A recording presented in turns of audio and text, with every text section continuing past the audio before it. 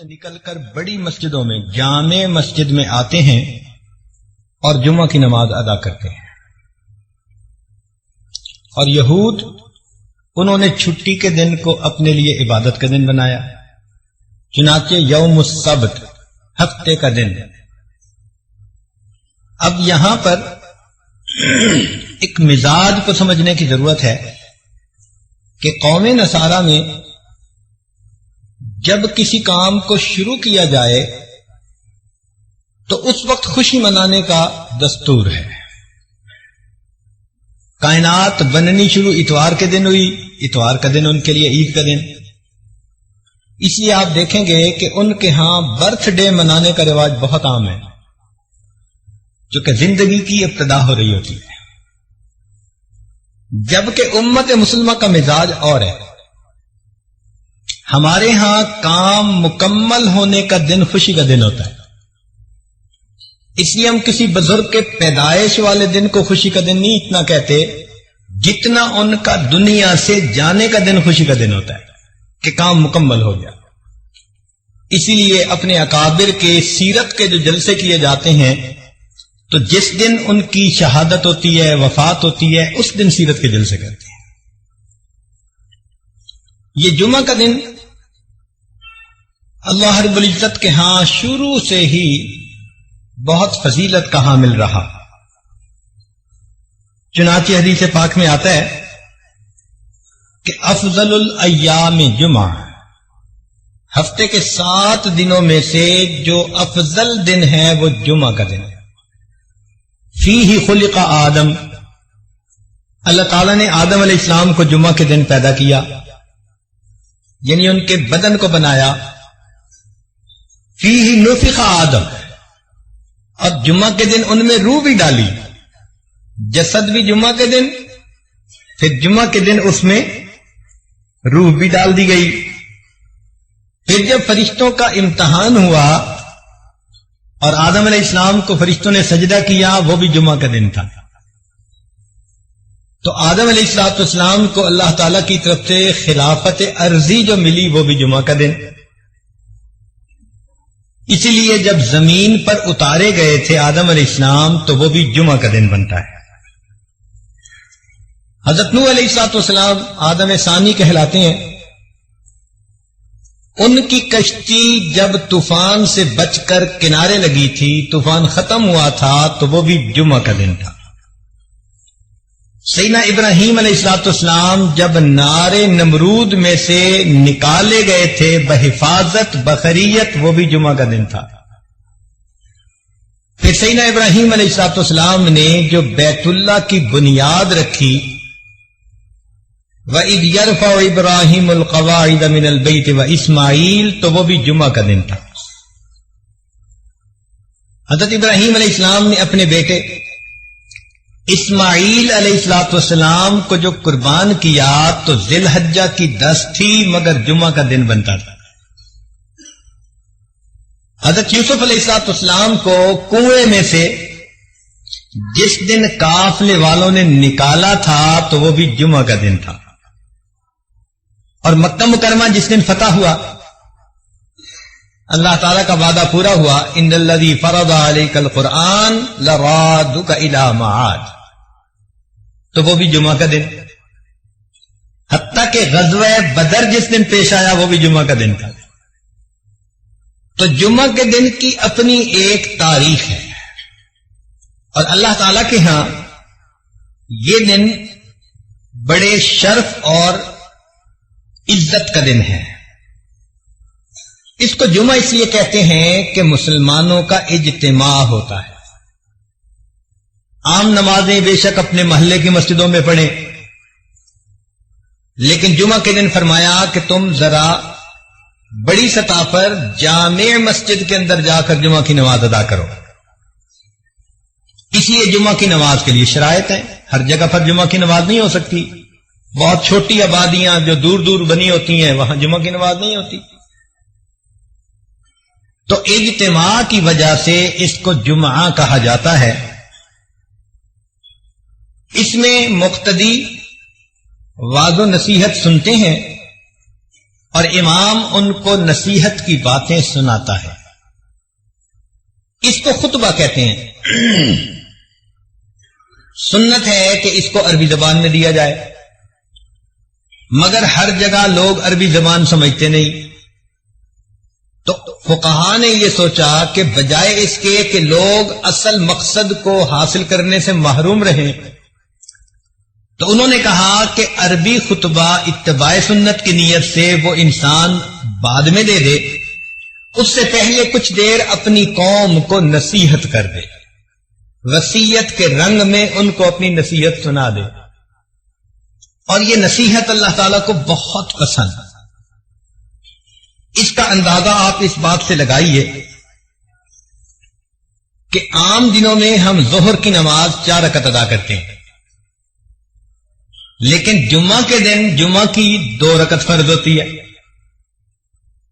غور کرنے کی بات ہے کہ اللہ رب العزت کو امام کا اپنی قوم کو نصیحت کرنا، خیر کی طرف بلانا اتنا اچھا لگا کہ اللہ تعالیٰ نے فرمایا کہ اس خطبہ کو میں 2 رکعت کے قائم مقام بنا کر اپنے حق میں تخفیف کر دیتا ہوں، 2 رکعت بھی جماعت سے ادا کر لو گے، عبادت پوری ہو جائے گی.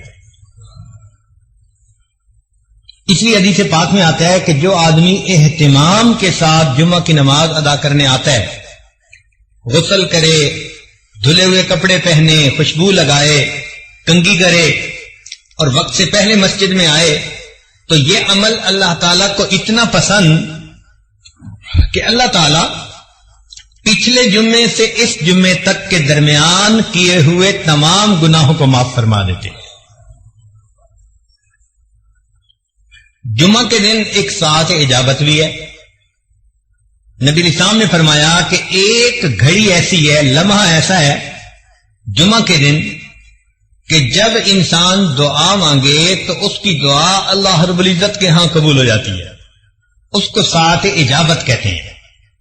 بعض علماء نے فرمایا کہ جب امام خطبہ دیتا ہے تو 2 خطبوں کے درمیان جو توقف ہے، تھوڑا سا وقوف کرتا ہے، وہ جو وقفہ ہے وہ ساعت اجابت ہے، اس میں دعا کریں تو قبول ہوتی ہے.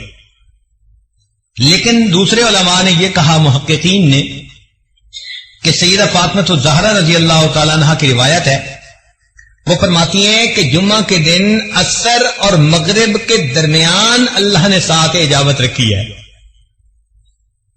لہذا جو آدمی جمعہ سے دن عصر سے مغرب کے درمیان عبادت میں بیٹھا رہے، دعا کرتا رہے، تو یقیناً اس کی دعا اللہ رب العزت کے ہاں جلدی قبول ہوگی. ویسے بھی جمعہ کے دن عصر کے بعد اپنی جگہ پر بیٹھے ہوئے ایک درود شریف پڑھے، اللہم صلی علی سیدنا محمد النبی الامی وعلی آلہ وسلم تسلیما، تو 80 مرتبہ پڑھنے پر اللہ تعالیٰ 80 سال کے گناہوں کو معاف فرما دیتے ہیں.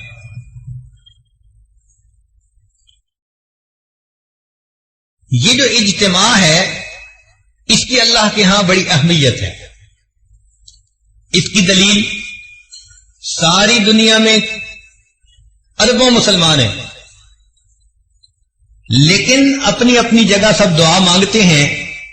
ان کی دعا پر قبولیت کا وعدہ نہیں ہے اللہ کی طرف سے، لیکن اگر اس میں سے چند لاکھ میدان عرفات میں حج کے موقع پر اکٹھے ہو جاتے ہیں تو اب ان کا اکٹھے ہو کر دعا مانگنا اللہ کو اتنا پسند آیا، فرمایا کہ میدان عرفات میں جو بھی دعا مانگتے ہیں اللہ تعالیٰ سب دعائیں قبول فرما لیتے ہیں. تو یہ مل کر مانگنا بھی اللہ کے ہاں ایک مقام رکھتا ہے. ایک بزرگ سے مجمع میں دعا مانگتے، کہتے دعا قبول ہو گئی. کسی نے کہا کہ حضرت آپ کو کیسے پتا؟ فرمایا بھئی اتنے لوگ اگر کسی دنیا دار کے دروازے پہ پہنچ جائیں اور اس سے ایک درہم، ایک چونی مانگے تو وہ اتنے ہزاروں لوگوں کو چونی دے کے بھیجے گا یا خالی؟ اس نے کہا جی اتنے لوگوں کو تو خالی نہیں بھیجے گا، لحاظ کرے گا. فرمایا اس سخی کے لیے چونی دینا مشکل کام ہے، اللہ رب العزت کے لیے اپنے بندوں کو معاف کر دینا یہ آسان کام ہے. اب دیکھیے کہ اس جمعے میں خطیب نچوڑ کیا نکالتے ہیں اپنے خطبے کا؟ واض و نصیحت کی باتیں کر کے آخر پر خطیب یہ کہہ رہا ہوتا ہے کہ وَلَذِكْرُ اللَّهِ تَعَالَى أَعْلَى وَأَوْلَى وَأَجَلُّ وَأَتَمُّ وَأَهَمُّ وَأَكْبَرُ وَاللَّهُ يَعْلَمُ مَا تَصْنَعُونَ۔ یہ تو پوری کی پوری نصیحت کا نچوڑ ہوتا ہے۔ اس سے اللہ تعالیٰ کی یاد کی اہمیت کا اندازہ لگا لیجئے۔ اسی لیے جو لوگ جمعہ کا اہتمام نہیں کرتے، اپنے گھروں میں بیٹھے رہتے ہیں، جب دوسری اذان ہوگی تو آئیں گے، کبھی آتے ہیں کبھی نہیں آتے، تو وہ بہت بڑی فضیلت سے محروم ہو جاتے ہیں۔ حدیث پاک میں آتا ہے کہ نبی علیہ الصلوۃ والسلام نے ارشاد فرمایا، لوگ جمعہ کی نماز چھوڑنے سے باز رہیں، ورنہ اللہ تعالی او لیختتمن اللہ علی قلوبہم ثم لیکونن من الغافلین، اگر وہ جمعہ کی نماز چھوڑیں گے اللہ تعالیٰ ان کے دلوں پر مہر لگا دیں گے۔ تو دلوں پہ مہر جباریت لگا دی جاتی ہے جو انسان جمعہ کی نماز میں غفلت کرتا ہے۔ اور ویسے بھی سوچئے، قوم یہود نے یوم الست کی ناقدری کی تھی، یوم السبت کی ناقدری کی تھی۔ ان کو کہا گیا تھا کہ اس دن تم نے مچھلیاں نہیں پکڑنی، مگر انہوں نے ہیلے بہانے سے اپنی مرضی پوری کر لی۔ تو یوم السبت کی ناقدری کرنے پر قوم یہود کی شکلیں ظاہر طور پر اللہ نے مسخ کر دی تھیں۔ علماء نے لکھا جو امت مسلمہ کا بندہ جمعہ کے دن کی ناقدری کرے گا اللہ تعالیٰ اس کے من کی باطنی شکل کو مسخ فرما دے گا۔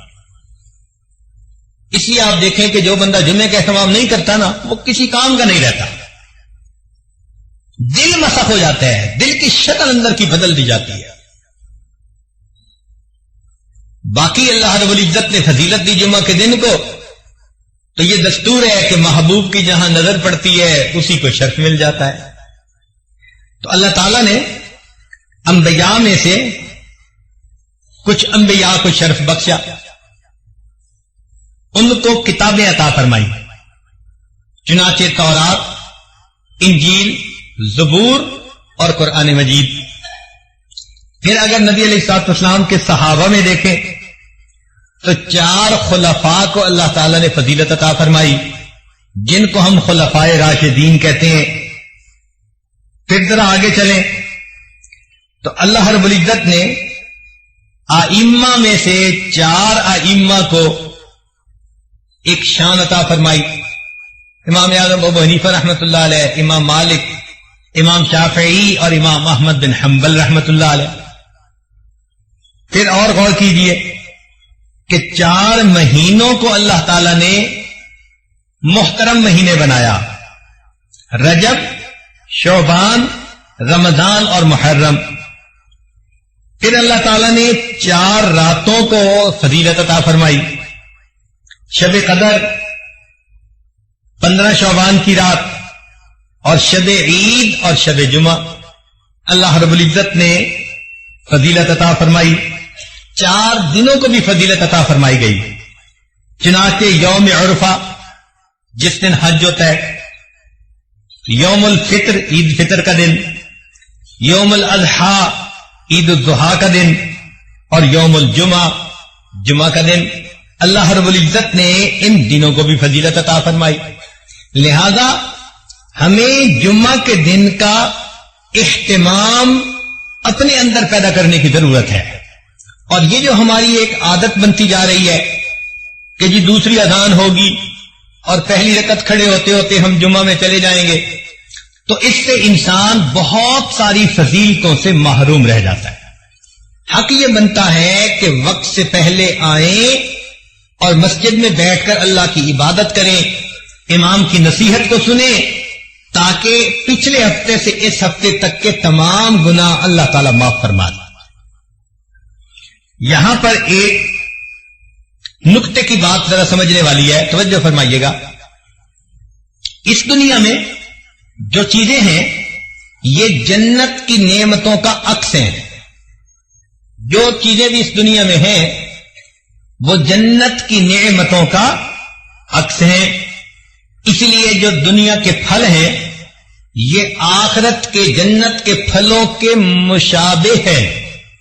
وَأُتُوا بِهِ مُتَشَابِهًا. اللہ تعالیٰ فرماتے ہیں کہ جنت میں پھل ملیں گے جو مشابہ ہوں گے. تو وہاں کے انار یہاں کے انار کی شکل والے ہوں گے، لیکن ان کی کوالٹی، ان کی رنگت، ان کا ذائقہ وہ بہت بہتر ہوگا.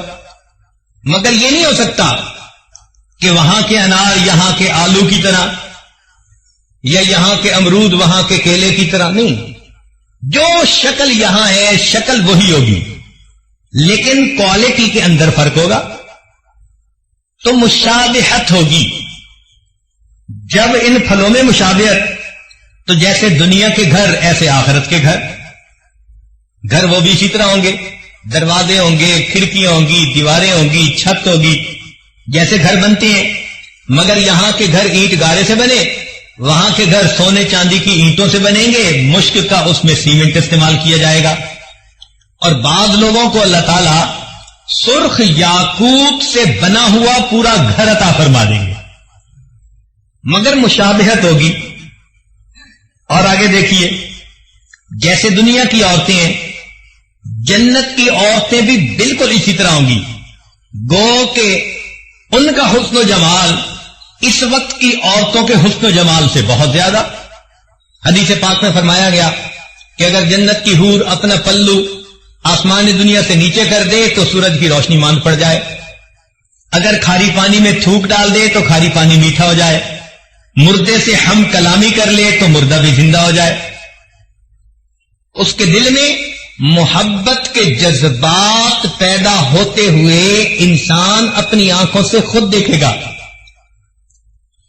تو معلوم ہوا کہ شکل تو ایک جیسی ہوگی، مشابہت ہوگی، مگر کوالٹی کچھ اور ہوگی.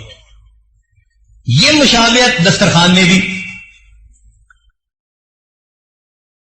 چنانچہ دنیا میں ہم دسترخوان لگاتے ہیں تو آخرت کے دسترخوان کی ترتیب بالکل یہی. اللہ تعالیٰ فرماتے ہیں وَكَأْسٍ مِّن مَّعِينٍ. ہمارے ہاں بھی یہی ہوتا ہے، دسترخوان بچھاؤ، پہلے برتن لا کے رکھو اور پانی مشروب لا کے وہ رکھ دیا کرتے ہیں. پھر فرمایا لا يصدعون عنها ولا ينزفون وفاكهة مما يتخيرون. اور پھر ڈرائی فروٹ لا کے رکھ دیا جاتا ہے تاکہ مہمان اگر کچھ لینا چاہیں تو اس میں سے لے لیں. جب ڈرائی فروٹ بھی رکھ دیا گیا پھر کھانے آتے ہیں جو اصل ڈشز ہوتی ہیں، تو فرمایا وَلَحْمِ طَيْرٍ مِّمَّا يَشْتَهُونَ. پھر بھنا ہوا گوشت آئے گا جس کے کھانے کی لوگ اشتہا رکھتے ہیں. تو ترتیب جو دنیا میں وہی ترتیب آخرت کی. تو جب یہ بات سمجھ آ گئی کہ دنیا کی نعمتیں آخرت کی نعمتوں کا عکس ہیں، جو یہاں معاملہ ہوگا ویسا ہی معاملہ آخرت میں، مگر وہاں کی کوالٹی، وہاں کی لذتیں وہ ایسی ہوں گی کہ دنیا کو اس کے ساتھ کوئی نسبت ہی نہیں ہے، مگر عکس ضرور ہے. تو جب یہ بات سمجھ میں آ گئی کہ دنیا کی نعمتیں آخرت کی نعمتوں کا عکس ہیں، اب حقیقت کی بات سمجھیے کہ جمعہ کو فضیلت اس لیے ملی کہ یہ آخرت کی ایک نعمت کا عکس ہے. وہ کون سی نعمت؟ حدیث پاک میں آتا ہے کہ جنتی جب جنت میں جائیں گے تو جنتی مخلوق کے حسن کو دیکھیں گے، اتنا متعجب ہوں گے، حیران ہوں گے، 70 سال تک ٹکٹکی باندھ کے دیکھتے رہ جائیں گے اور ان کو وقت گزرنے کا احساس نہیں ہوگا. جیسے کوئی خوبصورت چیز دیکھو تو انسان دیکھتا رہتا ہے متحیر ہو کر. تو جنتی مخلوق کا حسن اتنا ہوگا کہ یہ حیران ہو کر 70 سال دیکھتے رہ جائیں گے، وقت گزرنے کا پتہ نہیں چلے گا. پھر جنتی وہاں زندگی گزاریں گے. حدیث پاک میں آتا ہے کہ جب جنتی اپنی زندگی انجوائے کرنے لگ جائیں گے اللہ تعالیٰ جنتیوں سے خطاب فرمائیں گے فاسألونی ما شئتم، میرے بندو مانگو مجھ سے تم کیا مانگتے ہو. تو جنتی کہیں گے اللہ سب نعمتیں مل گئی، مزے میں ہیں، کوئی غم نہیں، کوئی فکر نہیں، اپنی من مرضی کی زندگی گزار رہے ہیں، ہر نعمت ہمارے پاس موجود ہے، اب ہم آپ سے کیا مانگیں؟ اللہ تعالیٰ فرمائیں گے تم اپنے علماء کی طرف رجوع کرو، وہ تمہیں گائیڈ کریں گے کہ تمہیں کیا چاہیے. چنانچہ جنت میں بھی ہمیں اپنے علماء کی ضرورت رہے گی. دنیا میں تو رہتی ہے، جنت میں بھی رہے گی. جنتی اپنے اپنے علاقے کے علماء جو جمعہ پڑھاتے تھے ان کی طرف رجوع کریں گے، پوچھیں گے جی اللہ تعالیٰ نے فرمایا کہ پوچھو علماء سے تو بتائیں اور کیا مانگے، ہمیں تو کچھ سمجھ نہیں آ رہا ہم کیا مانگیں. علماء کہیں گے کہ اگرچہ بہت نعمتیں مل گئیں، ایک نعمت ابھی باقی ہے. کون سی نعمت؟ کہ اللہ تعالیٰ نے فرمایا تھا وَلَدَيْنَا مَزِيدٌ، ہم جنت میں تجھے آپ کو ایک مزید نعمت عطا فرمائیں گے، یعنی اللہ تعالیٰ جنت میں جنتیوں کو اپنا دیدار عطا فرمائیں گے. اور ابھی تک ہمیں اللہ تعالیٰ کا دیدار نہیں ہوا، یہ نعمت ابھی باقی ہے. تو بس یہ سنتے ہی جنتی وجد میں آئیں گے، عشق و مستی میں، اور اللہ تعالیٰ سے جنتی فریاد کرنے لگ جائیں گے اللہ مکان ہو اور مکی کی ملاقات نہ ہو تو مزہ کیا، جنت میں تو آپ نے پہنچا دیا، اگر آپ سے ملاقات آپ کا دیدار نہ ہو تو جنت کا مزہ کیا. پھر جنتی کہیں گے اللہ ہم دنیا میں آپ کو بن دیکھ کے سجدے کیا کرتے تھے، تہجد میں جاگا کرتے تھے، رمضان کے روزے رکھا کرتے تھے، مولا تیرے حکموں کی پابندیاں کیا کرتے تھے، اس امید پر کہ آخرت میں آپ سے ملاقات ہوگی. اور آپ نے فرمایا بھی تھا کہ واللہ یدعو الی دار السلام، اللہ تعالیٰ دار السلام میں تمہیں بلاتا ہے. مولا اب تو ہم جنت میں پہنچ گئے، اب ہمیں اپنا دیدار عطا فرما دیجئے. چونکہ جب عاشق صادق کو پتہ چلتا ہے نا کہ محبوب سے ملاقات کا امکان ہے تو اس کا عشق اس کو بے قرار کر دیتا ہے. تو جنتی اس وقت اپنے اندر عشق کا ایسا جذبہ محسوس کریں گے کہ کہیں گے اللہ ہمیں جلدی اپنا دیدار عطا فرما دیجئے. اب تو آپ کا گھر بھی ہے، موقع بھی ہے، دستور بھی ہے. محبوب کے گھر پہنچ جائیں تو محبوب ملاقات کا شرف عطا کرتا ہے. لہذا اے میرے مولا ہمیں اپنا دیدار عطا کیجئے. علماء نے لکھا کہ اللہ تعالیٰ اپنا دیدار کروائیں گے، فرمائیں گے جنتیوں اس کے لیے تیاری کرو. جیسے دنیا میں شادی ہوتی ہے تو اس سے پہلے لوگ تیاری کرتے ہیں، کپڑے سلواتے ہیں، پھر اپنے بال بنواتے ہیں، پھر نہا دھو کے کپڑے پہن کے خوشبو لگا کے تقریب میں شرکت کے لیے جاتے ہیں. بالکل اسی طرح جنتی بھی تیاری کریں گے. ان کے لیے ایک بازار ہوگا جو حسن و جمال کا بازار ہوگا. جنتی وہاں جائیں گے تو جیسے چاہیں گے ان کو اللہ تعالیٰ ان کے من پسند کا حسن و جمال عطا کر دے گا. آج دنیا میں جس کا چہرہ گول وہ لمبا نہیں ہو سکتا، جس کا لمبا وہ گول نہیں ہو سکتا، آنکھیں چھوٹی تو موٹی نہیں ہو سکتی، موٹی ہے تو بادامی نہیں بن سکتی. تو لمیٹیشن ہے. مگر جنت کا معاملہ اور اس بازار میں جنتی جائیں گے جیسے چاہیں گے، میرے بال ایسے ہوں، میری آنکھیں ایسی ہوں، میرے ہونٹ ایسے ہوں، میرے رخسار ایسے ہوں، ان کے اوپر رخسار کی جو چمک ہے وہ ایسی ہو، خوبصورتی ایسی ہو، دانت ایسے ہوں. یہ سوچتے چلے جائیں گے، اللہ تعالیٰ ان کو من پسند کا حسن عطا کرتے چلے جائیں. آپ سوچئے ذرا وہ کیا جگہ ہوگی جہاں مومن کو اس کے من پسند کا حسن ملے گا. اللہ اکبر کبیرہ. آج عورتیں اپنا میک اپ کرتی ہیں کہ ہم خوبصورت نظر آئیں، لیکن جو اللہ نے ان کے نقش نین بنا دیے اس کو بدل تو سکتی نہیں. لیکن وہاں تو معاملہ ہی کچھ اور ہے. جو سوچیں گے اللہ تعالیٰ من پسند کا حسن و جمال عطا فرما دیں گے. پھر جنتی ایک جگہ پہنچیں گے، دریا کے کنارے کی جگہ ہوگی، اور وہاں پر جنتی کرسیوں کے اوپر بٹھا دیے جائیں گے. نور کی بنی ہوئی کرسیاں ہوں گی، ممبر ہوں گے. پہلے انبیاء کی صفیں، پھر ان کے صحابہ کی، پھر صدیقین، شہداء، صالحین، سب صفیں ہوں گی. تو جنتی وہاں پر بٹھا دیے جائیں گے. حدیث پاک میں آتا ہے کہ اللہ تعالیٰ ان کی دعوت فرمائیں گے. جیسے آپ کسی کے ہاں جاتے ہیں، وہ کہتے ہیں جی پہلے ہم کھانا کھا لیتے ہیں پھر ذرا مل کے باتیں کریں گے. چنانچہ اللہ تعالیٰ دعوت کریں گے، مگر ایک ایک جنتی کے سامنے 70,000 پلیٹوں کے اندر کھانے رکھے جائیں گے. یہ اس کریم کی مہربانی ہے.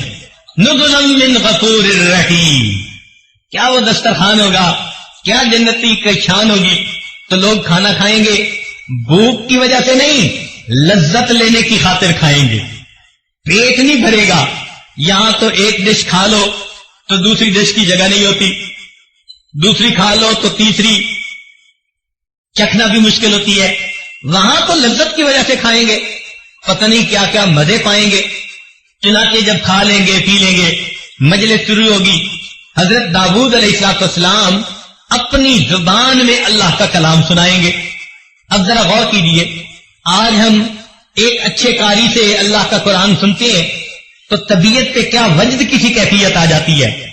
تو کائنات کے جتنے بھی انسان ہیں ان میں سب سے زیادہ خوش آوازی اللہ تعالیٰ نے داؤد علیہ السلام کو عطا فرمائی. لہن داؤدی مشہور ہے. قرآن مجید میں ہے کہ جب وہ زبور پڑھتے تھے تو چلتا پانی رک جاتا تھا، پرندے ان کے جو ہے وہ کندھے پہ آ کر بیٹھ جاتے تھے. اللہ اکبر، کیا آواز ان کی سریلی ہوگی، کیا سوز ہوگا ان کی آواز میں. وہ اللہ کا قرآن سنائیں گے. بعض روایتوں میں آیا نبی علیہ السلام بھی اللہ کا قرآن سنائیں گے. مگر یہ بات پکی کہ پھر ایک وقت آئے گا کہ جب اللہ تعالیٰ خود قرآن کی تلاوت فرمائیں گے، سورہ یاسین کی تلاوت فرمائیں گے. اب وہ کیا عجیب منظر ہوگا بھائی کہ جب اللہ رب العزت تلاوت فرمائیں گے اور اس کے بندے سن رہے ہوں گے. اس لذت کو الفاظ میں بیان ہی نہیں کیا جا سکتا. جب یہ سب باتیں ہو جائیں گی تو پھر اللہ تعالیٰ جنتیوں کو اپنا دیدار عطا فرمائیں گے. وہ دیدار کیسے ہوگا؟ بے جہت ہوگا، بے کیف ہوگا، بے شبہ ہوگا، بے مثال ہوگا. ہم نہ سمت کا تعین کر سکتے ہیں، نہ کیفیت کا، نہ کسی چیز سے تشبیہ دے سکتے ہیں، نہ مثال دے سکتے ہیں. بس اتنا ہے کہ جیسے سب لوگ آسمان پہ چاند کو دیکھ لیتے ہیں، کوئی دقت نہیں ہوتی، سب لوگ اپنی اپنی جگہ پر اللہ کا دیدار کر لیں گے. اب وہ دیدار کی کیفیت ہماری سوچ سے بالا تر ہے، مگر دیدار نصیب ہوگا. جب دیدار نصیب ہوگا تو جیسے دنیا میں آندھی آتی ہے تو مٹی ہر طرف اڑتی ہے، تو جب اللہ تعالیٰ کا دیدار ہوگا تو ایک نور کی آندھی آئے گی اور ہر جگہ نور ہی نور ہوگا. وہ نور جنتیوں کے چہروں پہ سج اور خطیب سے قریب تر بیٹھنے کی کوشش کرے گا. اس کی عادت کے مطابق اللہ جنت میں بھی اپنے قرب کا دیدار عطا فرمائیں گے، اگلی صفوں میں جگہ عطا فرمائیں گے. میرا یہ بندہ پوری زندگی جمعے کا اہتمام کرتا رہا، یہ خطیب کے قریب ہو کے بیٹھتا تھا.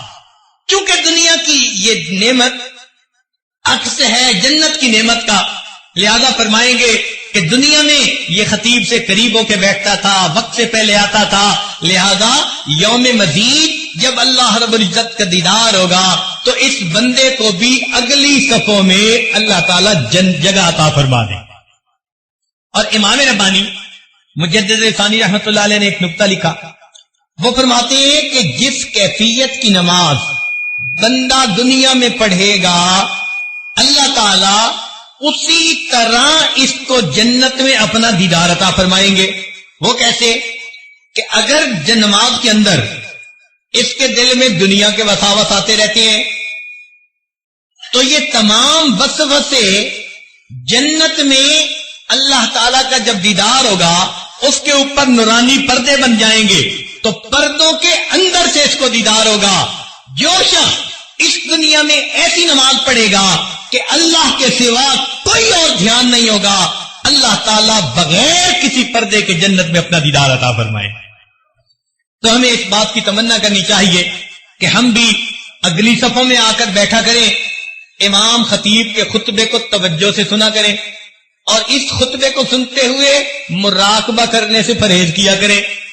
اس لیے کہ نماز میں نگاہیں رکھنے کی بھی جگہ متعین کر دی گئی. قیام میں ہو تو سجدے کی جگہ، رکوع میں ہو تو دونوں انگوٹھوں کے درمیان، سجدے میں جاؤ تو جیسے ناک کے اوپر، اتحیات میں بیٹھو تو دامن کے اوپر. جیسے نماز میں نگاہ کی جمع کو مخصوص کر دیا، اسی طرح خطبے کے دوران مومن کو کہا گیا تم خطیب کی طرف متوجہ رہو، یہ سوچتے رہو اللہ آج تیرا پیغام پہنچانے والے کے چہرے کو دیکھ رہے ہیں، اس نعمت کے بدلے تو جنت میں ہمیں اپنے چہرے کا دیدار عطا فرما دے. تو آج کا یہ جمعہ اس دن کا عکس ہے، یوم مزید کا، لہذا اہتمام کے ساتھ جمعہ کے دن مسجد میں آیا کیجیے اور امام کی بات کو سنا کیجیے. ہم نے علماء ماوراء النہر کا اس معاملے میں ایک عجیب عمل دیکھا. شاید قزاقستان کی بات ہے، ایک مسجد میں جمعہ کا نماز پڑھانی تھی، تو ہم فجر کے بعد سفر کر کے وہاں پہنچے اور جاتے ہی سو گئے. خیال تھا کہ 2-4 گھنٹے آرام کریں اور اس کے بعد اٹھ کے 1 گھنٹہ پہلے جمعہ کی تیاری کر لیں گے. ہمارے ہاں دستور ایسا ہی ہے کہ اگر 1 بجے جمعہ ہونا ہے تو سمجھتے ہیں کہ 1 گھنٹہ پہلے وضو کریں گے اور تیاری کریں گے، اور اذان دوسری جو ہے اس سے 5 منٹ بھی پہلے پہنچ جائیں گے تو ہم وقت سے پہلے پہنچ گئے. ہمارے ہاں کی کچھ عادت ایسی بنی ہوئی ہے. چنانچہ مجھے 10 بجے دن میں اٹھنا ہوا تو خیال تھا کہ بھئی نہا لیں، غسل کر لیں. جب باہر نکلے تو دیکھا کہ مسجد لوگوں سے بھری ہوئی ہے. اندازاً ایک مسجد میں اس وقت کوئی 500 بندے موجود تھے. اتنے لوگوں کو دیکھ کر مجھے خیال ہوا شاید کسی کی وفات ہوئی یا کوئی دعا کا مسئلہ ہے کہ اتنے لوگ آج پہلے سے موجود، اور جمعے کا وقت تو 1 بجے تھا. تو میں نے وہاں کے جو مفتی صاحب تھے ان سے پوچھا خیریت تو ہے، اتنے لوگ کیسے؟ کہنے لگے جی جمعہ کے لیے آئے. میں نے پوچھا کہ ٹائم کیا ہوا؟ کہنے لگے 10 بجے. جمعہ کتنے بجے ہوگا؟ کہنے لگے 1 بجے. تو مجھے ذرا حیرت ہوئی، تو حیرت میں دیکھ کر انہوں نے کہا کہ ہمارے ہاں علماء نے عوام کو یہ بات اچھی طرح ذہن نشین کروائی ہے کہ جمعہ کی یہ مجلس یوم مزید کی اس مجلس کا عکس ہے. لہذا تم جیسے چاہتے ہو کہ مجھے قیامت کے دن اللہ کے قرب کا مقام ملے اور اللہ کا دیدار نصیب ہو، تو تم اللہ کا دیدار کرنے کی نیت سے جمعہ کے دن تیاری کر کے اسی جذبے سے آیا کرو. اللہ میں اپنے گھر میں تیار ہوا اور میں نکل رہا ہوں اپنے گھر سے، وقت سے پہلے جا رہا ہوں کہ تیری جو ہے جگہ پر جو ہے میں جاؤں گا مسجد میں اور آپ کے عاشقوں میں مل کر بیٹھوں گا. لہذا جس جذبے کے ساتھ آج مومن گھر سے تیار ہو کے آتا ہے، مسجد میں وقت سے پہلے بیٹھ جاتا ہے، بالکل یہ عکس ہے. اللہ تعالیٰ اسی حساب سے جنت میں اس کو بھی اپنا دیدار عطا فرمائیں گے.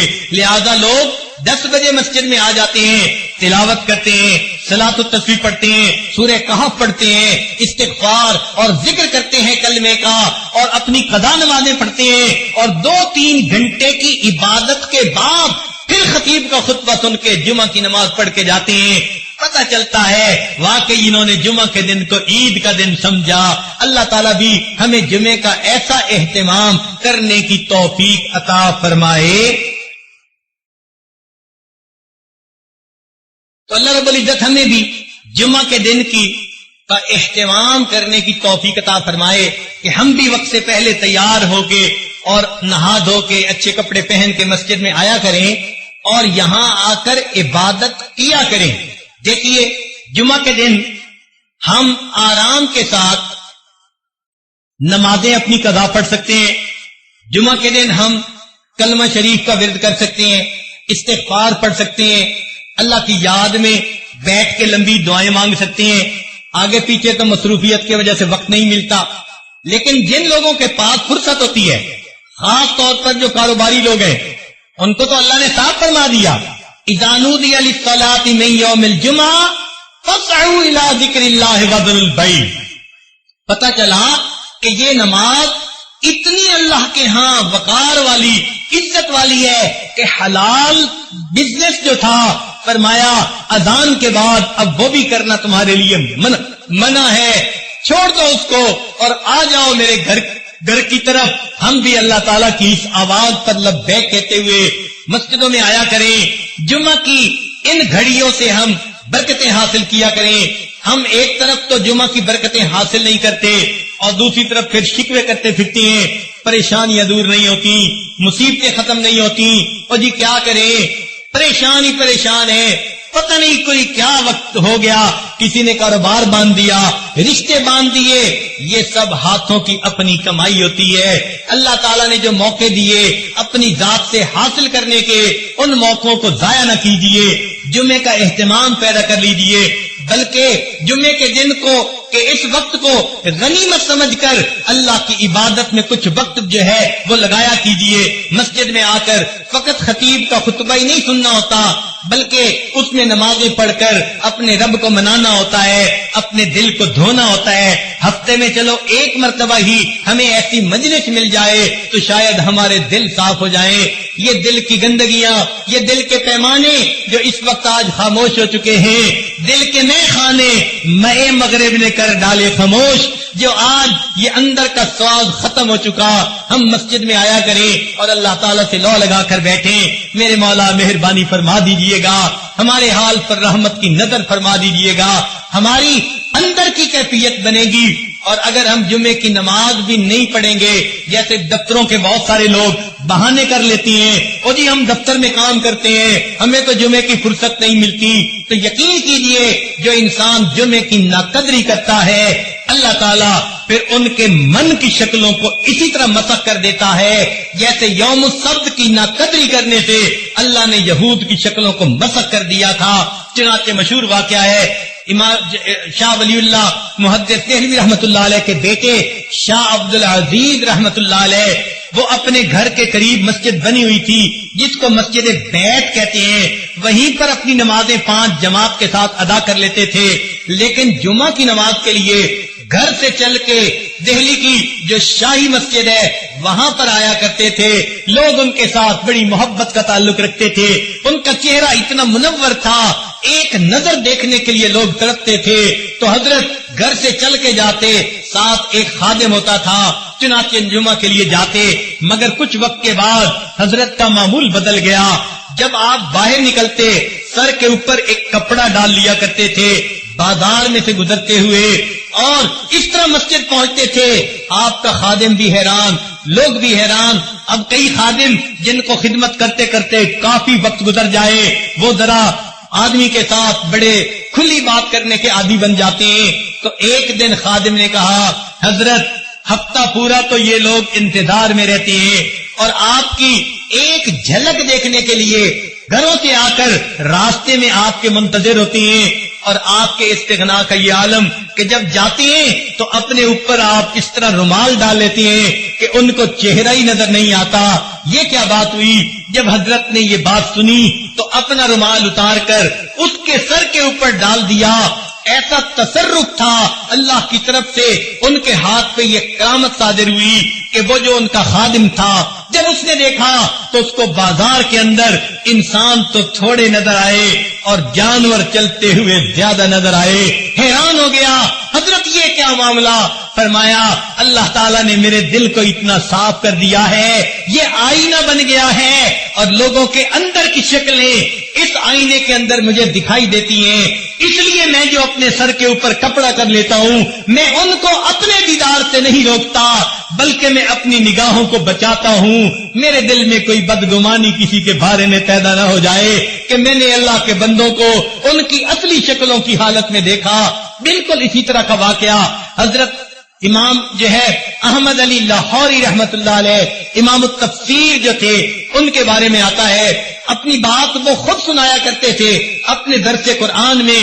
فرماتے تھے کہ میں ایک مرتبہ بازار میں جا رہا تھا, میں نے ایک اللہ کے ولی کو دیکھا, میں نے قریب ہو کر ان کو سلام کیا. جب سلام کیا تو انہوں نے مجھ سے سوال کیا, احمد علی انسان کہاں بستے ہیں؟ جب میں نے ان کی یہ بات سنی تو میں نے ادھر ادھر دیکھا, بازار لوگوں سے بھرا ہوا تھا. میں نے کہا کہ یہ سب انسان ہی تو ہیں. انہوں نے یہ بات سن کر ایک حیرانی کی نظر ڈالی اور فرمانے لگے یہ سب کے سب انسان ہیں. فرمایا ان کی آواز میں کوئی ایسی تاثیر تھی، میرے اوپر ایسی کیفیت ہو گئی کہ میں نے جب دیکھا تو مجھے بازار کتے بلے خنزیر سے بھرا نظر آیا، کوئی شکل انسانوں والی تھی.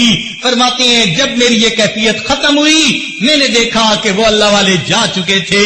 حضرت یہ واقعہ سنا کر اپنے درس قرآن میں کہا کرتے تھے کہ لوگوں رب تو سب کا ایک، یہ کہا کرتے تھے کہ لوگوں رب تو سب کا ایک، رب کا کوئی ایک. لوگوں رب تو سب کا ایک اور رب کا کوئی قسمت والا ہوتا ہے جو واقعی اپنے آپ کو کبیرہ گناہوں سے بچاتا ہے اور اپنی من کی شکل کی حفاظت کر کے اندر سے بھی انسان والی حالت پہ زندگی گزارتا ہے. ورنہ تو آج خواہشات کی اتنی اتباع ہونے لگ گئی، شیطان کے رستے پہ اتنا چلنے لگ گئے کہ ظاہر کی شکل انسانوں والی ہے اور من کی شکل تو اللہ جانتا ہے کیا ہے. اللہ تعالی ہمارے من کی شکل کو بھی انسانوں والا بنا دے.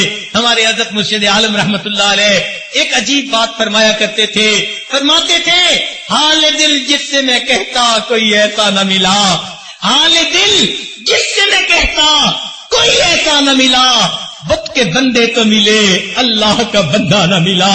آج جس کو دیکھو کوئی دولت کی حوث میں، کوئی کسی حسن و جمال کی پرستش میں غیر کی طرف دل اٹکے ہوئے ہیں اور اللہ کی محبت میں ڈوب کر زندگی گزارنے والے بہت کم نظر آتے ہیں. اللہ تعالی ہم پر آج کی اس محفل میں اپنا رحم فرمائے، ہماری من کی شکلوں کو بھی اللہ صحیح کر دے اور ہمیں جمعہ کی اس نماز کا اہتمام کرنے کی توفیق عطا فرما دے اور اس نعمت کے بدلے اللہ جنت میں ہمیں اپنے دیدار والی نعمت عظمی بھی عطا فرما دے. وآخر دعوانا ان الحمد للہ رب العالمین. انسان ریا میں کیوں پڑتا ہے؟ لوگوں کی نظر میں نیک بننے کی خاطر کہ لوگ میری تعریف کریں، مجھے اچھا سمجھیں، مجھے نیک سمجھیں. اس لیے آپ نے بعض عوام الناس سے بات چیت نہیں ہوگی، جب میں چوتھی دفعہ حج پر گیا تو ایسا ہوا تھا. بھائی اگر آپ حج پر تشریف لے گئے تھے تو اتنا کہہ دیتے جی میں حج پر گیا تھا اور یہ ہوا تھا. یہ جو چوتھی دفعہ کا لفظ ہے یہ کس لیے لگا؟ تو طبیعت چاہتی ہے کہ میرا پتہ چلے لوگوں کو کہ میں کون ہوں. عارفونی، تم پہچانو کہ میں کون ہوں. تو یہ انسان کا نفس ہے جو چاہتا ہے کہ میری تعریفیں ہوں اور مجھے پہچانا جائے اور میری تعریف کی جائے. اس لیے تعریف اچھی لگتی ہے اور اگر ڈانٹ ڈپٹ کر دی جائے تو برا لگتا ہے. ہمارے ایک قریبی خادم ہیں، ایک دن میں نے کہہ دیا کہ آج کل آپ کے آثار لگ رہے ہیں کہ آپ کو ڈانٹ پڑنے والی ہے. بس اتنا کہنا تھا، جیسے چراغ بجھ جاتا ہے نا جی، ان کا چہرہ بجھ گیا اور کئی دن اس کے اوپر اثرات رہے. یعنی ڈانٹ پڑنی تو دور کی بات تھی،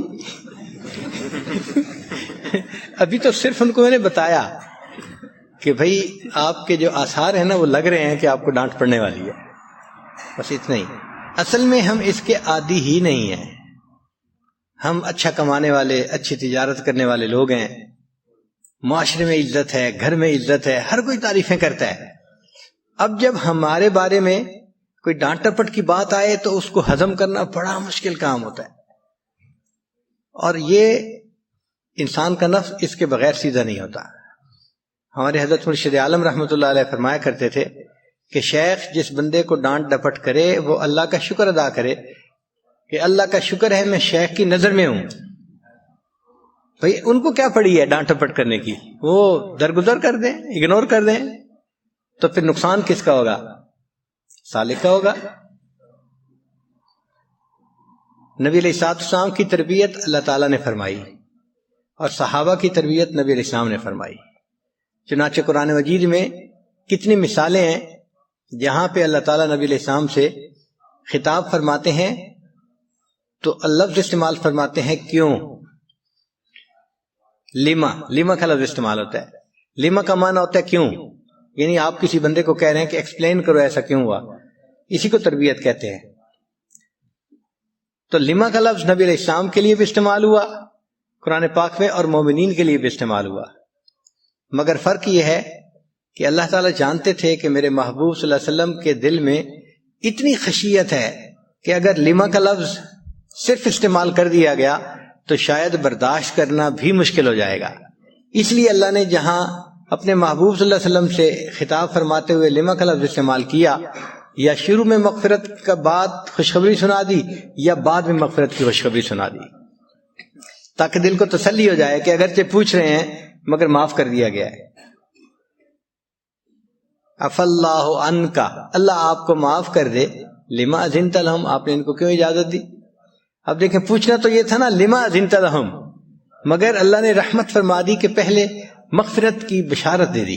عفا اللہ عنکا لما اذنت لہم، کئی جگہوں پہ بعد میں جو ہے وہ مغفرت کی بشارت، یا ایھا النبی لما تحرم ما احل اللہ لک، اے نبی علیہ الصلوۃ والسلام آپ نے اس چیز کو کیوں حرام کیا جس کو اللہ نے حلال کیا؟ لما تحرم ما احل اللہ لک تبتغی مرضات ازواجک، کیا آپ نے بیویوں کی مرضی جو ہے اس پر عمل کرنا چاہتے ہیں؟ واللہ غفور الرحیم، ہاں اللہ غفور الرحیم ہے. تو یا شروع میں مغفرت یا بعد میں مغفرت، مگر لما کا لفظ استعمال ضرور فرمایا. تو یہ اللہ تعالیٰ نے تربیت فرمائی اپنے پیارے حبیب صلی اللہ علیہ وسلم کی، اور پھر نبی علیہ السلام نے صحابہ کی تربیت فرمائی. چنانچہ نبی علیہ السلام صحابہ کو روک ٹوک فرمایا کرتے تھے. نبی علیہ السلام تہجد کے وقت مسجد نبی میں تشریف لائے تو دیکھا سیدنا صدیق اکبر رضی اللہ تعالیٰ عنہ نفل پڑھ رہے ہیں تہجد کے، مگر بہت ہی خفیہ آواز کے ساتھ تلاوت کر رہے ہیں، بہت ہی جیسے ہوتا ہے نا سری تلاوت کرنا کہ دوسرے کو پتہ ہی نہ چلے، ایسے پڑھ رہے ہیں. اور قریب ہی حضرت عمر خطاب رضی اللہ عنہ وہ بھی تہجد کی نماز پڑھ رہے ہیں مگر بلند جہر تلاوت کر رہے تھے، سن رہے تھے سب. جب دونوں نے نماز پڑھ لی تو نبی علیہ السلام کی خدمت میں حاضر ہوئے تو نبی علیہ السلام نے پوچھا ابو بکر آپ اتنا آہستہ کیوں پڑھ رہے تھے؟ تو جواب دیا اے اللہ کے حبیب صلی اللہ علیہ وسلم میں اس ذات کو سنا رہا تھا جو سینوں کے بھید جانتی ہے، مجھے اونچا پڑھنے کی کیا ضرورت تھی؟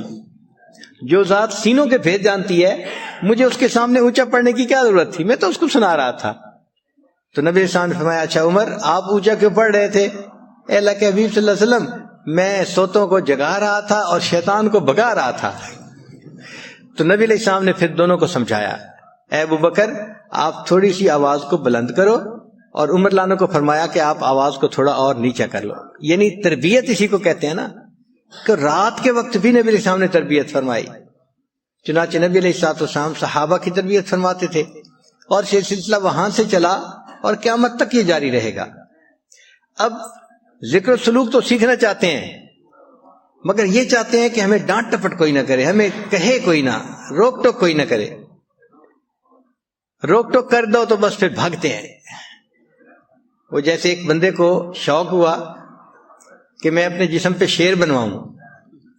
یہ انگریزوں میں جو جسم کے اوپر سیاہی سے نشان بنا دیتے ہیں وہ جائز نہیں ہے، مگر ان کے کلچر میں ایک چیز ہے. تو ایک صاحب جو تھے وہ گئے کہ جی میں نے تو شیر کا نشان بنوانا ہے اپنے جسم کے اوپر.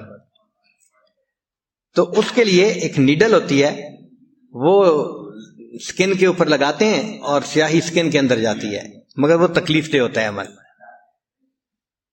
چنانچہ اس نے لگائی، اس کو تکلیف ہوئی تو یہ پوچھتے کیا بنا رہے ہو؟ اس نے کہا کہ شیر بنا رہا ہوں. کہتے شیر کا کون سا حصہ بنا رہے ہو؟ اس نے کہا دم بنا رہا ہوں. کہتے اچھا بغیر دم کے شیر بنا دو. پھر اس نے نیڈل لگائی تو پھر پوچھا بھائی اب کیا بنا رہے ہو؟ اس نے کہا کان بنا رہا ہوں. کہتے بغیر کان کے شیر بنا دو. کرتے کراتے ایک ایسا وقت آیا کہ گویا کوئی چیز شیر کی بنی ہی نہیں، ایسا شیر بنایا کہ جس میں کچھ بنانا ہی نہ پڑے. تو ہم بھی ایسے سالک ہیں کہ شیخ سے یہ تو توقع کرتے ہیں کہ ہمیں روک ٹوک کریں، لیکن وہ پھر برداشت نہیں ہوتی اور پھر آگے سے لاجکس پیش ہوتی ہیں.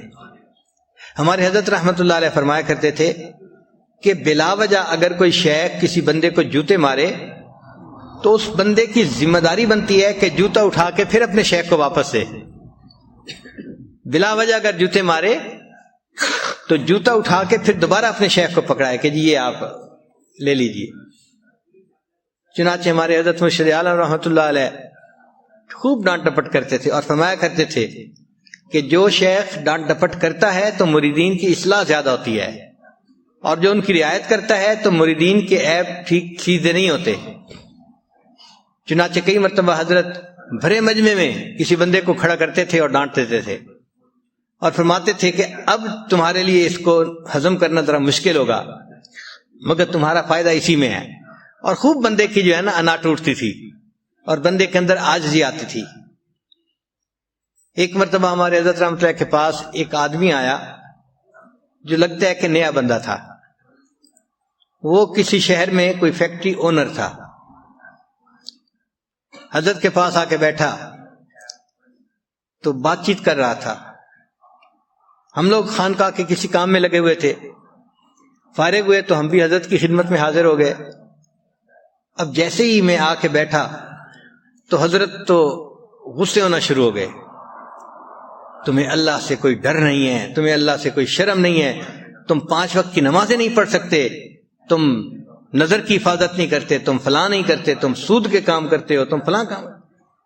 اچھا شروع میں تو میں تھوڑی دیر کے لیے کنفیوز سا ہوا کہ فرض نمازیں نہیں پڑھتے اور سود کھاتے ہو اور یہ تو، لیکن میں سمجھ گیا کہ شیخ کہہ رہے ہیں تو کوئی وجہ ہوگی، تو میں مسکراتا بھی رہا اور جی جی کرتا رہا۔ حضرت نے کوئی اچھا 15-20 منٹ خوب ڈٹ کے، تم کیا نبی علیہ السلام کو کیا چہرہ دکھاؤ گے، تم کیسے قیامت کے دن پل صراط سے پار کرو گے، تمہیں تو دین کی قدر ہی نہیں ہے، تمہیں تو دنیا مل گئی ہے، بس تم دنیا کے مزوں میں لگے ہوئے ہو۔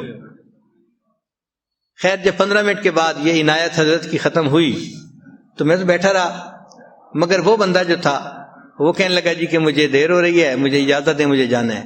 تو حضرت نے اس سے مصافحہ کیا اور اس کو جانے دیا۔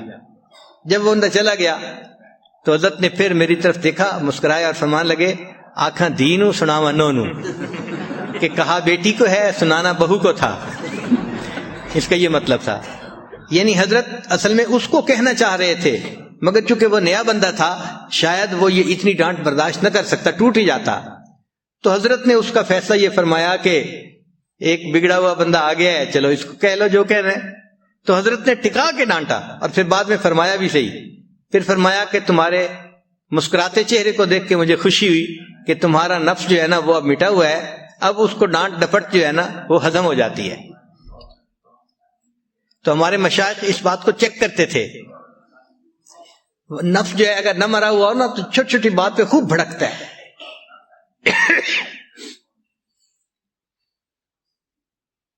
حضرت حاجی امداد اللہ مہاجر مکی رحمۃ اللہ علیہ ایک مرتبہ کسی صاحب کے ہاں دعوت پر تشریف لے گئے۔ حضرت مولانا رشید احمد گنگوہی رحمۃ اللہ علیہ علم پڑھ کر فارغ ہوئے تھے اور حضرت کے پاس کچھ وقت کے لیے ٹھہرے ہوئے تھے، ابتدا کی بات ہے۔ تو حضرت نے انہیں بھی ساتھ لے لیا۔ ایک اور بزرگ بھی تھے، شاید حضرت مولانا فضل الرحمان گنج مراد آبادی رحمۃ اللہ علیہ تھے۔ یہ حضرات جب مہمان کے میزبان کے گھر پہنچے تو اس اللہ کے بندے نے دسترخوان پہ خوب کھانے بنائے ہوئے تھے، چنانچہ کئی قسم کے کھانے۔ عام دستور تو یہی ہے کہ اندھا ایک کھانا بنا دے تو ایک قسم کا کھانا کافی ہوتا ہے، مگر اکرام ہوتا ہے۔ حضرت حاجی صاحب تشریف لائے تو حضرت تھانوی رحمۃ اللہ علیہ نے معلوم نہیں کتنی پلیٹیں ان کے سامنے رکھی، شاید 40 سے زیادہ پلیٹوں میں کھانا رکھا ان کے سامنے۔ ایسا کیوں کیا؟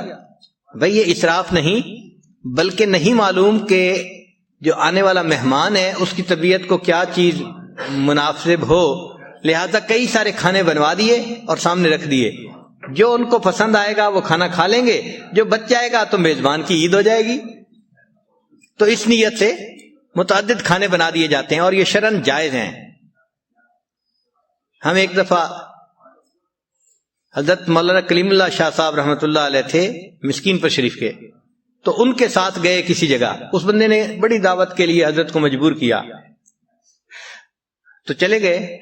اللہ کی شان کے اس بندے نے ساگ بنایا ہوا تھا۔ اب ساگ اس نے بنایا ہوا تھا اور ڈاکٹر کہتے ہیں کہ ساگ کے اندر یورک ایسڈ ہوتا ہے تو جوڑوں کی درد کے لیے ٹھیک نہیں ہے، اور حضرت کو جوڑوں کا درد ان دنوں خوب زیادہ تھا، چنانچہ انہوں نے کھانا کھایا ہی نہیں اور اسی طرح خالی پیٹ ہی دسترخوان سے اٹھ گئے۔ پھر بعد میں نے پوچھا کہ حضرت آج تو آپ نے کچھ بھی نہیں کھایا. تو فرمایا کہ دیکھو بھائی، میزبان کی اتنی حیثیت تھی، اس نے ساگ بنایا تھا، میں کھا لیتا، مگر مجھے ڈاکٹر نے منع کیا ہوا ہے، تو میں کیا کرتا. تو ایسا پاسبل ہے کہ آپ کوئی کھانا بنائیں اور وہ ان کی طبیعت کو موافق نہ ہو، تو اس لیے پھر کئی سارے کھانے بنا دیتے ہیں کہ جو موافق ہوگا وہ کھا لیں گے. ہمیں ایک مرتبہ اس بات پر عمل کرنے کا بڑا فائدہ ہوا. گرمی کا موسم تھا اور اچانک حضرت بغیر اطلاع کے تشریف لے آئے اس عاجز کے ہاں. ہماری تو عید ہو گئی کہ حضرت تشریف لے آئے. تو میں نے گھر والوں کو کہا کہ جلدی سے پانی بھی دے دیں ٹھنڈا، اور اس کے ساتھ کوئی شربت ہے تو وہ بھی بنا دیں، گرمی کا موسم ہے. تو گھر والوں نے مجھے کہا کہ حضرت کو تو شوگر ہے. میں نے کہا شوگر ہو صحیح، لیکن آپ بنا دیں، میں حضرت کے سامنے جا کے رکھ دوں گا. اللہ کی شان، انہوں نے پانی بھی ٹھنڈا برف والا دے دیا اور بادام کا شربت بھی بنا دیا اور ساتھ کوئی ملک شیک بھی بنا دیا. میں کئی سارے مشروب لے کے حضرت کی خدمت میں حاضر ہوا اور نیت میری یہی تھی کہ حضرت کو جو موافق ہوگا، پسند ہوگا، لے لیں گے. ہم ایکسپیکٹ نہیں کر سکتے تھے. جیسے ہی حضرت نے مشروبات دیکھے، حضرت نے بادام کا شربت کا گلاس لیا اور اس کے پیا، اور مجھے کہنے لگے کہ ایک گلاس اور لے آؤ. میں ایک گلاس اور لے آیا. پھر بعد میں فرمانے لگے کہ جب میں تمہارے گھر کے قریب پہنچ رہا تھا تو میری شوگر بہت لو ہو رہی تھی اور میرا دل چاہتا تھا کہ مجھے کوئی میٹھی چیز کھلائے، لیکن میں کسی کو کچھ کہہ نہیں سکتا تھا. تو اللہ نے تمہارے دل میں بات ڈالی کہ تم میرے لیے میٹھی چیز لے کے آئے، ورنہ عام طور پہ میٹھی چیز لوگ پیش نہیں کرتے. تو حضرت نے 2 گلاس جو ہے بادام کا شربت پیا، تب شوگر صحیح ہوئی، اور حضرت کو جو بہت پسینے آ رہے تھے نا، وہ تب ختم ہوئے.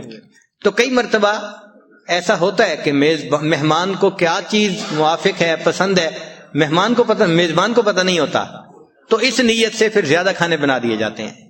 خیر، اس میں میزبان نے بھی ایسے ہی کیا تھا کہ حضرت حاجی امداد اللہ مہاجر مکی رحمۃ اللہ علیہ کے لیے خوب دسترخوان پہ بہت سارے کھانے بنا دیے تھے. گوشت بھی بنا دیا، پلاؤ بھی بنا دیا، دال بھی بنا دی، سبزی بھی بنا دی، کئی ساری چیزیں بنا دی. جب وہاں جا کر بیٹھے تو حضرت حاجی صاحب نے ایک خالی پلیٹ اٹھائی اور اس کے اندر تھوڑی سی دال ڈالی اور 2 چپاتیاں اٹھا کے حضرت گنگوہی کو دیں اور فرمایا کہ آپ دسترخوان کے کونے پہ بیٹھ کے کھا لیجئے. اب حضرت گنگوہی رحمۃ اللہ علیہ دسترخوان کے کونے پر بیٹھ کے دال روٹی کھا رہے ہیں.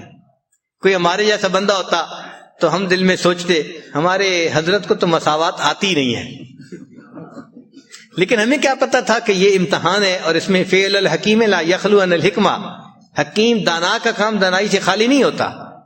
چنانچہ حضرت گنگوہی رحمۃ اللہ علیہ وہ دال کھاتے رہے، اور ادھر یہ دونوں حضرات جو تھے ماشاءاللہ، جو طبیعت کو پسند آیا مرغا جرگا. جب کھانا کھا لیا تو کھانے کے بعد حضرت حاجی صاحب نے حضرت گنگوہی رحمۃ اللہ کو دیکھا اور فرمایا کہ دل تو میرا چاہتا تھا کہ آپ کو وہاں جوتوں میں بٹھاتا، مگر پھر میں نے کہا کہ نہیں، دسترخوان کے کونے پہ بیٹھ کے کھا لیں. اور یہ کہنے کے بعد حضرت حاجی صاحب نے ان کے چہرے کو دیکھا کہ چہرے پہ اثرات ناگواری کے ہیں یا نہیں، کیونکہ اگر نفس زندہ ہوگا نا تو وہ تو پھر گھبرائے گا نا کہ ایسی بات کیوں کی کہ تجھے جوتوں میں بٹھاتا. تو حضرت حاجی صاحب نے دیکھا تو حضرت گنگوہی رحمۃ اللہ کے چہرے پہ تو مسکراہٹ تھی، اور انہوں نے آگے سے جواب دیا، حضرت میں تو جوتوں میں بھی بیٹھنے کے قابل نہیں تھا، یہ تو آپ نے احسان فرما لیا، مجھے دسترخوان کے کونے پہ بٹھا دیا. تو حضرت حاجی صاحب نے جب یہ جواب سنا تو فرمایا الحمدللہ، مقصد یہ تھا کہ نفس مر گیا ہے، اور اس ناگوار فکرے کو سن کے بھی نفس بھڑکا نہیں ہے. تو یہ جو ہے نا نفس کا بھڑکنا، یہ بڑی مشکل سے انسان کو نصیب ہوتا ہے، ورنہ تو چھوٹی چھوٹی باتوں پہ نفس بھڑکتا ہے، غصے میں اور اس کے لیے یہ ڈانٹ ڈپٹ ضروری ہوتی ہے. اور اس سے جب انسان کا نفس مرتا ہے تو پھر اس کے اندر ریاکاری نکل جاتی ہے، شو آف، وہ پھر کسی کے لیے کچھ عمل نہیں کرتا، صرف اللہ کی رضا کے لیے عمل کر رہا ہوتا ہے. جس بندے نے کوئی عمل ریا کے بغیر کیا، دکھاوے کے بغیر کیا، وہ عمل اس کے لیے جنت میں جانے کا سبب بنے گا. ہم نے دیکھا ہے کہ ڈائمنڈ جو ہوتے ہیں نا، ان کی قیمتیں ویری کرتی ہیں. کچھ ڈائمنڈ جن کے اندر فالٹ ہوتا ہے، کوئی نشان ہوتا ہے کسی قسم کا، تو ان کی قیمتیں بہت تھوڑی ہوتی ہیں. اور ایک ڈائمنڈ کو کہتے ہیں فلالیس ڈائمنڈ، اس میں کوئی فلا نہیں ہوتا، وہ بالکل شفاف چیز ہوتی ہے، اس کی قیمت بہت زیادہ ہوتی ہے. تو ڈائمنڈ کے کاروبار والے لوگ کہتے ہیں کہ فلالیس ڈائمنڈ کی قیمت کوئی متعین نہیں کر سکتا، کچھ بھی ہو سکتی ہے. چنانچہ وہی ڈائمنڈ آپ کو $5,000 کا بھی مل جائے گا، اور اگر وہ فلالیس ہے تو وہی $50,000 کا بھی مل جائے گا.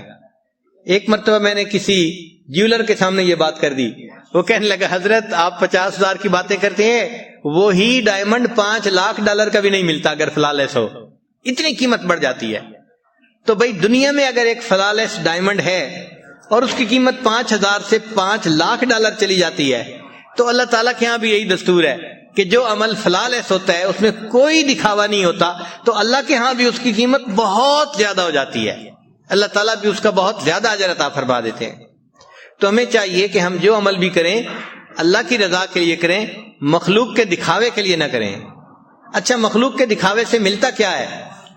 کسی نے کہہ دیا جی آپ بڑے نیک ہیں، آپ بڑے اچھے ہیں، آپ بہت اعلیٰ ہیں. اس 2-4 لفظ کو سن کر انسان کا اگر عمل ضائع ہو جائے تو اس نے کیا پایا؟ ہم نے ایک مرتبہ اس کا تجربہ ہوا. ہمارا ایک انجینئر تھا اور اس کو گھر میں کوئی ضرورت پیش آ گئی، تو وہ بیچارہ کافی پریشان حال تھا اور اپنے چیف انجینئر کے پاس آیا اور کہہ رہا تھا کہ سر آپ نا مجھے ایڈوانس تنخواہ دے دیں، میں اپنے گھر کے خرچے پورے کر لوں، میں بہت پریشان ہوں. اچھا ابھی وہ یہ ایڈوانس تنخواہ کی بات کر ہی رہا تھا کہ اتنے میں اکاؤنٹس برانچ کا بندہ آ گیا جو کیشیئر ہوتا ہے. کیشیئر نے اس کو کہا یار میں نے تمہارا ایک ووچر دیکھا ہے پڑا ہوا تھا. اب ووچر جو بنتا ہے اکاؤنٹس برانچ میں، اس کا مطلب یہ ہے کہ اس ووچر پہ جو پیسے بنتے ہیں اس بندے کو وہ ادا کر دیے جاتے ہیں، کوئی TADA تھا یا کوئی اور چیز تھی. چنانچہ اس نوجوان نے جب سنا نا کہ میرا ووچر پڑا ہوا ہے تو وہ بڑا خوش ہو گیا کہ اچھا مجھے کچھ پیسے مل جائیں گے. چنانچہ اسی وقت چھٹی لے کے وہ گیا اور 4-5 منٹ کے بعد واپس آیا تو چہرہ بجھا ہوا تھا. تو میں نے اس سے پوچھا کیا ہوا؟ کہنے لگا حضرت وہ ایک پرانا ووچر اس کے پاس پڑا ہوا تھا، جب میں نے جا کے دیکھا تو اس کے اوپر پیڈ کی سٹیمپ لگی ہوئی تھی، یعنی یہ پہلے پے ہو چکا ہے، پرانا تھا تو اب تو نہیں مل سکتا تھا کچھ. تو اس دن مجھے احساس ہوا کہ واقعی جس ووچر کے اوپر پیڈ کی سٹیمپ لگ جائے پھر بندے کو کچھ نہیں ملتا. بالکل اسی طرح ہے، انسان بڑے سے بڑا نیک عمل کرتا ہے اور کسی نے کہہ دیا آپ نے بڑا اچھا کیا، آپ تو بڑے نیک ہیں، آپ تو بڑے اعلی ہیں. یہ جو بڑا اچھا، بڑا اعلیٰ، بڑا یہ سارا یہ سب سٹیمپس ہیں. تو اگر کسی بندے نے وہ سٹیمپ لگا دی تو اللہ تعالیٰ قیامت کے دن کہیں گے میرے بندے یہ تو پیڈ آف ووچر ہے، میرے پاس تمہارے لیے کچھ نہیں ہے، جاؤ. تو اس دن احساس ہوگا کہ اتنی مشقتیں اٹھا کے ہم نے یہ کام کیا اور ہمیں اس کے اوپر کچھ بھی اجر نہ ملا. اللہ تعالیٰ اس معاملے میں بڑے غیور ہیں، فرماتے ہیں کہ اگر تھوڑی سی بھی عمل میں ملاوٹ ہوگی تو میں بالکل برداشت نہیں کرتا، میں اس عمل کو جس کے لیے کر رہا ہوں اس کے منہ پہ مار دیتا ہوں، مجھے نہیں چاہیے، لے جاؤ اس کے پاس. تو اس پہ بڑی محنت کرنی پڑتی ہے. ہمارے اسلاف اس پر بہت محنت کرتے تھے کہ جو عمل کیا جائے وہ اللہ کی رضا کے لیے کیا جائے.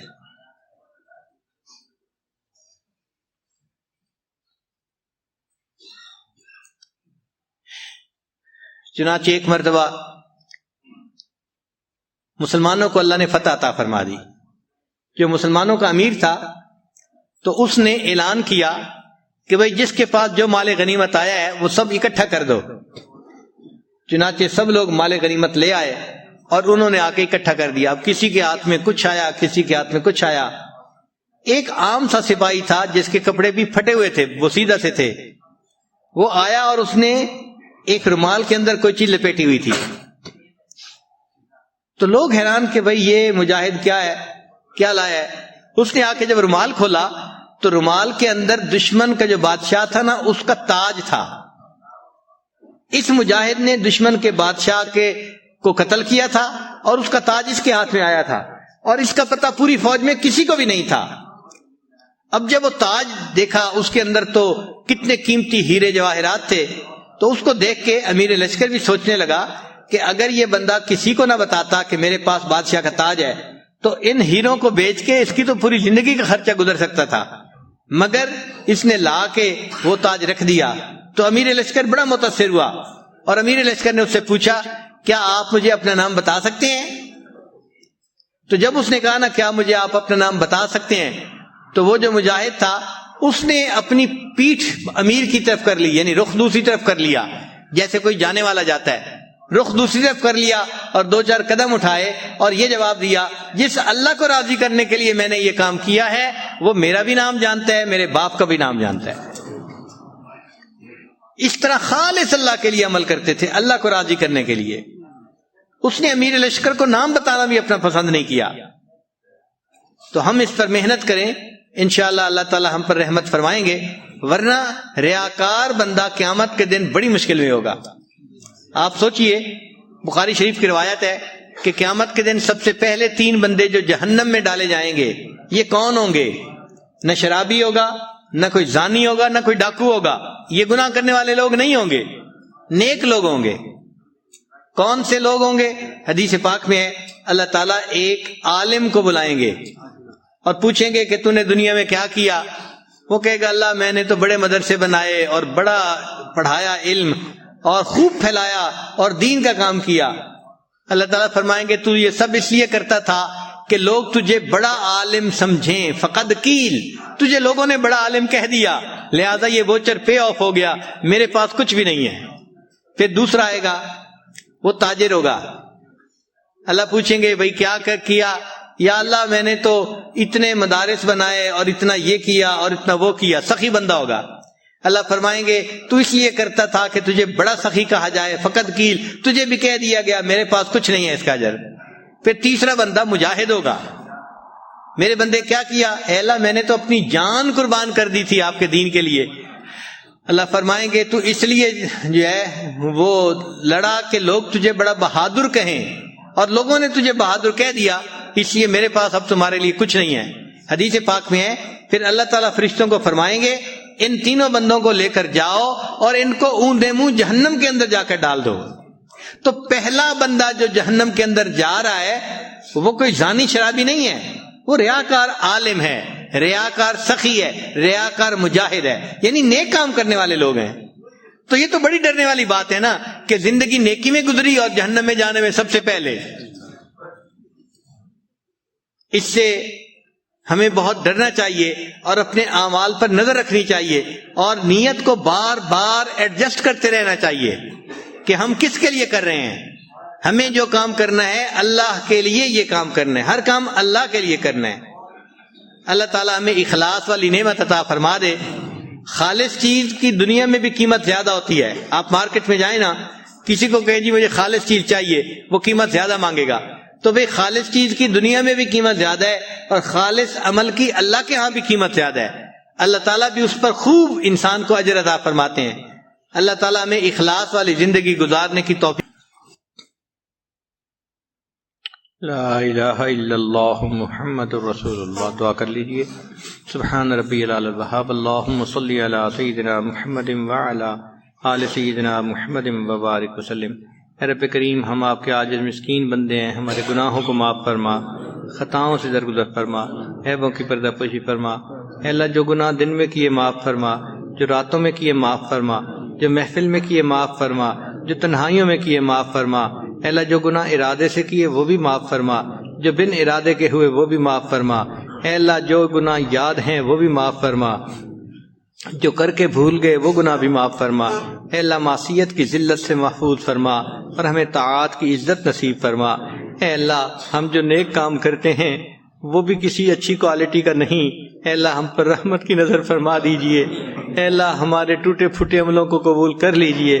رب کریم ہم پر رحمت کی نظر فرما، ہمارے ان اعمال کو شرف قبولیت عطا فرما۔ اے رب کریم ہمیں اخلاص والی زندگی نصیب فرما۔ اے اللہ اخلاص والی زندگی گزارنے کی توفیق عطا فرما۔ اے رب کریم ہماری اصلاح فرما، ہمیں نفس اور شیطان کے مکر و فریب سے محفوظ فرما۔